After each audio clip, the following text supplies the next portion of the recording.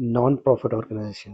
Books of accounts में accounting for club and society भी word use हो रहा है। इनका ऑब्जेक्टिव क्या है? ये एक्चुअली काम करते हैं वेलफेयर ऑफ द सोसाइटी या मेंबर। जब हम किसी कंपनी बनाते हैं तो कंपनी को भी जो है ना, उसके अंदर कुछ लोग इन्वेस्टर होते हैं जो अपना कैपिटल इन्वेस्ट करते हैं और उसके केस में उनको जो रिटर्न मिलता है वो प्रॉफिट की फॉर्म में होते हैं। जबकि इस केस में इन्वेस्टर नहीं होते, ट्रस्टीज होते हैं। ये इस सोसाइटी के पास फंड्स कहाँ से आते हैं? Donation, subscription, membership fee, sale या डिस्पोजल ऑफ एसेट, या कि अगर इन्होंने खुद की इन्वेस्टमेंट की हुई है तो उनको वहां से कोई अदर इनकम या इंटरेस्ट इनकम मिलती है। एग्जाम में क्वेश्चन क्या आएगा या हमारे सिलेबस कंटेंट में क्या क्या चीज़ें हैं, इससे रिलेटेड हमारे पास डाटा जो है वो किस तरह से गिवन होगा।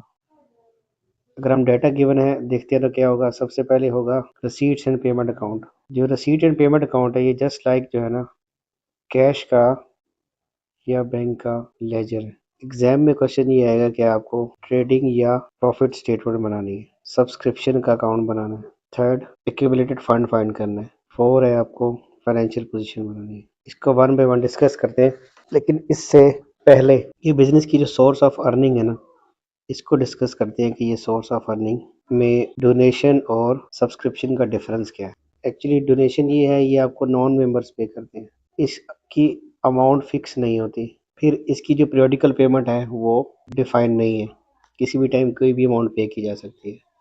जबकि सब्सक्रिप्शन पे करते हैं मेंबर्स, उसकी अमाउंट फिक्स होती है। उसके अलावा इसकी फ्रीक्वेंसी भी डिफाइन होती है, मतलब कि पीरियोडिक पेमेंट कब कब होगी। फिर हम ये देख रहे थे कि एग्जाम में जो आ रहा है क्वेश्चन, वो ट्रेडिंग एंड प्रॉफिट स्टेटमेंट आ रही है, ये किस चीज़ की है? इसकी जो फंड रेजिंग एक्टिविटी है ना, उसमें एक एक्टिविटी है जिसको हम कमर्शियल अंडरटेकिंग बोलते हैं। इस क्लब या सोसाइटी का कोई कमर्शियल सेटअप भी हो सकता है, फॉर एग्जांपल टक शॉप है, कैफे है। इससे जो है ना इनको जनरेट होता है, इससे प्रॉफिटेबिलिटी एक्वायर होती है। इस प्रॉफिटेबिलिटी को क्या करते हैं, वो यूज़ करते हैं for benefits of the members. अब इसकी प्रॉफिटेबिलिटी को हम कैलकुलेट कैसे करेंगे? ये सेम वही पैटर्न होगा। अगर हमने स्टेटमेंट ऑफ प्रॉफिट कैलकुलेट करना है, ये जस्ट लाइक इनकम स्टेटमेंट है। इनकम स्टेटमेंट जैसे हम ऑलरेडी ट्रेडिशनल अकाउंटिंग में पढ़ चुके हैं, sales revenue less cost of sale. Cost of sales में वही opening stock, purchase, closing stock, इसके बाद कोई इसी एक्टिविटी से रिलेटेड कोई एक्सपेंसेस वो भी माइनस हो जाएंगे। तो नेट जो आएगा ये प्रॉफिट आएगा। इस प्रॉफिट को आप ट्रांसफ़र कर देंगे income and expenditure account of society. ठीक है। अब बनानी हमने इनकम स्टेटमेंट ही है। इनकम स्टेटमेंट से रिलेटेड अगर कोई चीज़ इसमें हो सकती है हिंट, वो ये होगा कि हो सकता है परचेज इज़ नॉट गिवन नहीं हो। अगर परचेज गिवन नहीं है तो हमने जो हमारा ट्रेडिशनल कॉन्सेप्ट है कि हम परचेज कैसे फाइंड करेंगे, वो करेंगे ट्रेड पेबल के अकाउंट से। ट्रेड पेबल का ये ओपनिंग बैलेंस है और ये क्लोजिंग बैलेंस है। रसीट एंड पेमेंट अकाउंट के थ्रू उसकी पेमेंट गिवन होगी तो पेमेंट इधर आ जाएगी। जो रिजल्टेंट है परचेज वो हम यहाँ से फाइंड आउट करेंगे। अब हमें देखते हैं कि हमें परचेजेस फाइंड आउट होगी, ओपनिंग क्लोजिंग स्टॉक गिवन होगा, रेवेन्यू गिवन होगी। अगर रेवेन्यू ना गिवन हो तो उसमें कुछ ना कुछ हिंट ज़रूर होगा। वही ये होगा कि फ़र्ज़ करें सेल्स है, सेल्स में कुछ एडिशनल इन्फॉर्मेशन दी हुई है। उसमें ये कहते हैं कि सेल्स हुई है, उसमें से उन्होंने कुछ एक्सपेंसेस पे कर दिए, जो रिमेनिंग अमाउंट थी वो बैंक में डिपॉजिट करवा दी। और अगर आपको ये फिगर गिवन है और आपको इस फिगर की तरफ आना है तो इस फिगर में ये चीज़ प्लस करेंगे तो हमारे पास ये सेल्स की वैल्यू फाइंड हो जाएगी। उस सेल की वैल्यू को आप यहाँ यूटिलाइज करेंगे। बाकी एक्सपेंस में एक्रूवल और प्रीपेमेंट का कॉन्सेप्ट है वो वही है जो हम ऑलरेडी पढ़ चुके हैं। तो कमर्शियल एक्टिविटीज़ का तो प्रोसेस ऐसे ही होगा। इसके बाद जो नेक्स्ट है वो ये है कि हमारा सब्सक्रिप्शन अकाउंट कैसे बनेगा। सब्सक्रिप्शन बेसिकली हमारी इनकम है। इस कॉन्सेप्ट को समझने के लिए ट्रेडिशनल कॉन्सेप्ट पढ़ेंगे। सब्सक्रिप्शन इनकम है। अगर हम इनकम रिसीव करेंगे तो क्या होगा? Bank debit, subscription credit. अब हम एक्चुअली ये सब्सक्रिप्शन का अकाउंट है। सब्सक्रिप्शन अकाउंट क्रेडिट हो रही है तो सब्सक्रिप्शन अकाउंट की क्रेडिट साइड पे यहाँ पर हम लिखेंगे बैंक या कैश। अब सब्सक्रिप्शन में जो डाटा दिया होगा ना वो होगा अक्रूवल्स प्रीपेमेंट्स का, यानी कि ओपनिंग क्लोजिंग डाटा दिया होगा। उसमें से ओपनिंग एडवांस भी हो सकती है, क्लोजिंग एडवांस भी हो सकती है, ओपनिंग अक्रूड और क्लोजिंग अक्रूड भी हो सकती है। फर्स्ट कॉन्सेप्ट आपको ये आना चाहिए। सेकंड कॉन्सेप्ट ये है कि अगर ये पेमेंट यहाँ आ रही है, रसीट यहाँ आ रही है, तो अगर प्रीवियसली रिसीट्स है, लास्ट ईयर में अगर रिसीट एडवांस में ली हुई है तो ओपनिंग एडवांस का जो बैलेंस है ना वो भी इधर आएगा। इसका मतलब अगर रसीट्स यहाँ आ रही है तो प्रीवियसली रिसीट्स भी इधर ही आएगी। तो इसका अगर ओपनिंग बैलेंस इधर है तो इसका बैलेंस कैरी डाउन इधर होगा एडवांस का।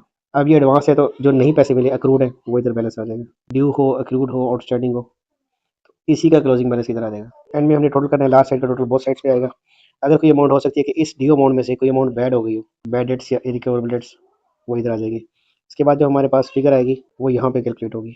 इस साइड का टोटल में से इस साइड का टोटल जो माइनस करेंगे रिजल्टेंट इक्वल टू इसके होगा। ये जो फिगर है ये आपकी इनकम एंड एक्सपेंडिचर अकाउंट में एज ए इनकम रिकॉर्ड होगी। सब्सक्रिप्शन के जो अकाउंट है ना वो ऐसे ही बनेगा। आपके पास अगर सब्सक्रिप्शन रिसीट हो गई है तो क्रेडिट साइड पे आएगी। अगर ओपनिंग एडवांस है, पहले से एडवांस लिया हुआ है, तो वो बीसी साइड पर आएगा। तो इसका जो क्लोजिंग बैलेंस है वो इधर आएगा, और जो अमाउंट आपको मिली नहीं है, अभी ड्यू है, वो इस साइड पे आएगी। इसी का क्लोजिंग बैलेंस इधर आएगा। तो हमने क्या करना है, इन सब से फिगर आउट जो करना है वो करना है इनकम एंड एक्सपेंडिचर अकाउंट में, कि इनकम एंड एक्सपेंडिचर अकाउंट में एक्चुअली इनकम रिकॉर्ड कितनी होनी है। नेक्स्ट है इनकम एंड एक्सपेंडिचर का अकाउंट बनेगा कैसे।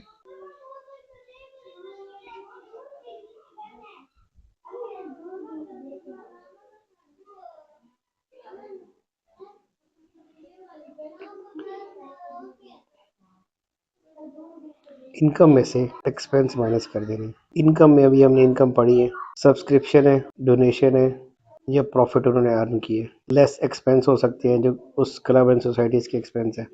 इनकम में से जो एक्सपेंस माइनस करेंगे जो रिजल्टेड होगा आइदर सरप्लस और डेफिसिट। सरप्लस क्या है, आपकी इनकम एक्सीड कर जाए एक्सपेंसेस से तो वो आपका सरप्लस हो जाएगा। अदरवाइज अगर एक्सपेंस एक्सीड कर जाएंगे, एक्सपेंस एक्सीड करेंगे इनकम से, तो वो डेफिसिट हो जाएगा। तो इनकम एक्सपेंडिचर का ये अकाउंट का ये फॉर्मेट है।